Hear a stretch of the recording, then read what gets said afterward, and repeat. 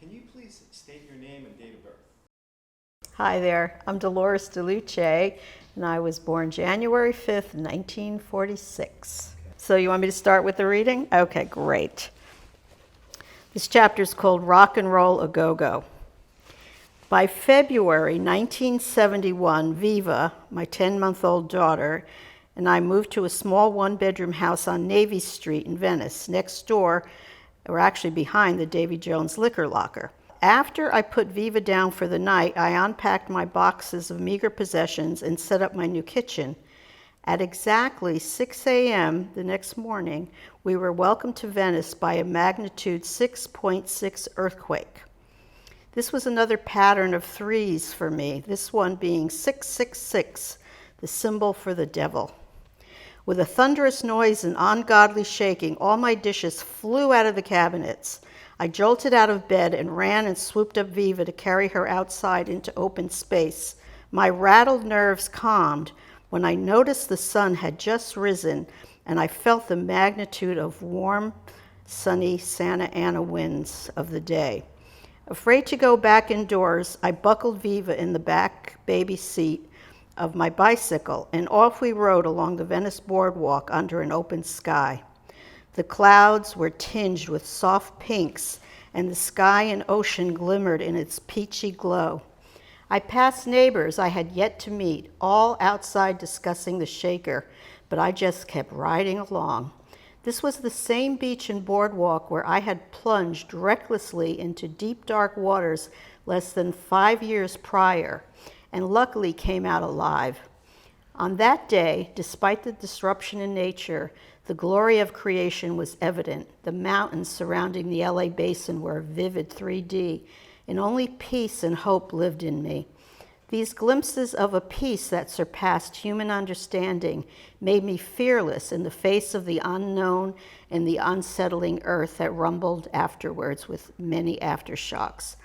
I felt only gratitude that Viva and I were both alive and that I had a joyful baby who sang at the top of her lungs, la la la la la, from the back of my bicycle as I watched for signs of a tsunami in the calm water of the Santa Monica Bay.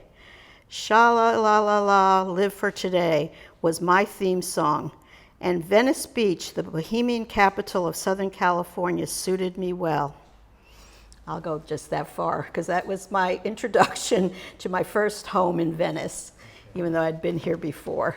I thought it was the official beginning of my residency as a Venice person. You know, I moved to California maybe a week after my 19th birthday, 1965. And I was leaving my strict Italian Catholic New Jersey family to get out because I was of that generation, the hippies, and I wanted to be a bad girl. And I had been repressed with the religion and the bullshit and the double standard and all of that stuff. And we were right at the beginning of the women's movement and civil rights, and all that was bubbling, I told my parents I was moving to California to go to college. That was School of Hard Knocks is what I was going for. So a few months in March, a boyfriend that I had back in New Jersey came out to visit me and rented a car, and we went all over California, blah, blah, blah, blah. And the day he left me with the rental car to return because he had another day left on the rental. And I discovered Venice that day. I just went wandering by myself, and I remember I took Wilshire Boulevard all the way down to the beach, and then I made a left. I don't know where I was going, I was just like wandering, and I discovered Pacific Ocean Park. It reminded me of Coney Island, it had all these head shops and all this stuff, and it was fascinating. So after this period, after establishing my apartment, in that time I had made several trips to San Francisco, and I met a community of performers. This was in '72. Okay. I met the actor Divine from the John Waters films, and he had just become very famous in the counterculture for eating dog shit and pink flamingos, the John Waters movie that put him on the map. And Divine was doing a live theater show with a gender bender theater company called the Cockettes. Divine and I just hit it off. I always said he was like the mother I wished I had. We just became really tight right away. So Divine called me one day, and I'm in my apartment in Venice. I was living on Horizon Avenue then with 2 gay guys, and one was a pot-dealing hippie, and the other one was a very mainstream gay guy who was drag phobic. It's one of those straight queers. When I told him that Divine wanted to come down and visit, he freaked out. So Divine says, "Oh, hi, hon. I'm thinking about coming to Venice for the weekend. You think we could stay with you?" And he was coming with his boyfriend, who was also one of the stars of the show I had seen them in, and he was a glorious guy. He was on the cover After Dark and with Mink Stole from the John Waters movies, and he was magical to me as well. So they arrived on a Friday night in my little apartment. I lived with me and my daughter in my bedroom. Dorsey, the straight queer, lived in the other bedroom, and Doran, the pot dealer, lived on this glassed-in porch in the front on Horizon between Main Street and Riviera, I guess is the cut, just a few blocks away. And so that night they arrived, and they came with, Divine brought David. David brought another guy I wasn't expecting, Lorenzo, also an actor, and Lorenzo brought his dog, little brother. So I had an entourage, this gang, and I had to keep them sort of away from Dorsey a little bit. So I put all of them in my bedroom, and Viva and I lived out in the living room so they came for the weekend and stayed more than a month. And my house was like party central for all the gay community in Venice. Everybody came to my house because Divine was there, and Divine loved to bake and I loved to cook. So we'd have these lavish dinner parties, and we'd go to the beach in the day and romp in the waves. And my daughter was like 2 years old by then, and Divine would carry her with his caftan, down on the sand, and we'd get down there and party all day and party all night. It was just a magical time in Venice. So it was very different, the vibe of Venice was nobody wanted to live in Venice. Nobody decent wanted to live in Venice. Only junkies and poor people and hippies and the fun queers. They wanted to live in Venice.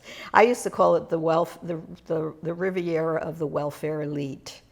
Well, it gradually changed. Like the old people used to live near the boardwalk in that senior area right there near Navy, down at the boardwalk here, and they used to be like these trolley cars on the boardwalk not trolley, but they were like these little electric buses that would go back and forth, and so.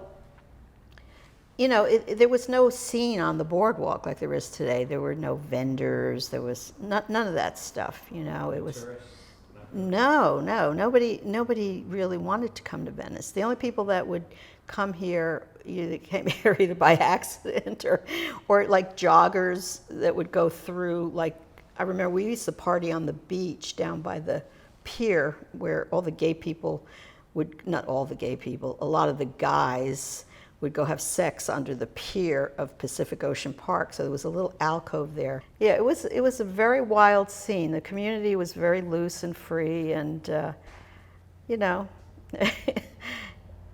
and everybody just partied all the time. I remember. I think the most productive thing I would ever do in the course of my day would be the laundry once in a while. That was my life. I had no anxiety. I had no ambition.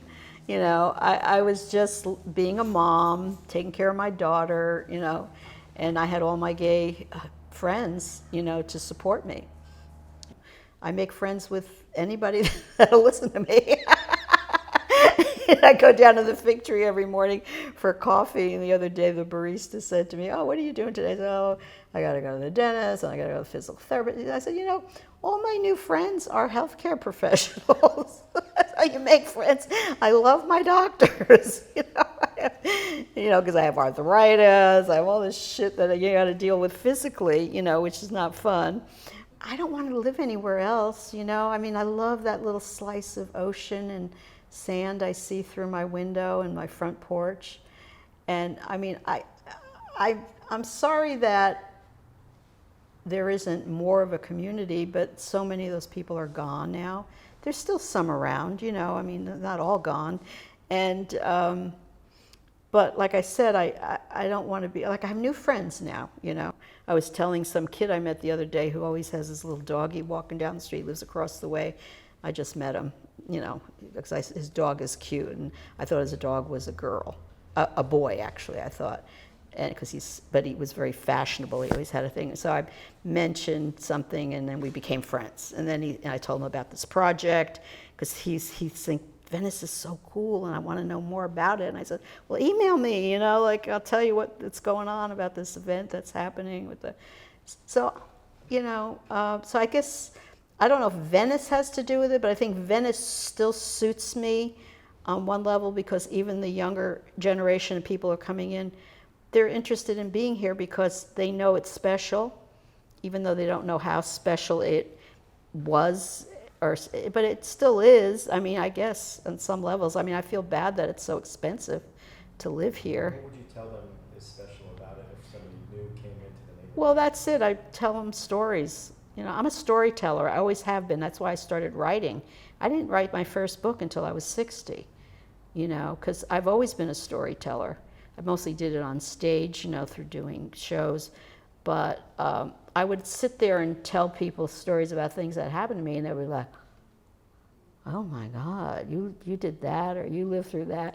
So that sort of brought on my new career as a writer, which I really never thought. I mean, I never graduated college. I can't spell to save myself, you know. But I still became a writer.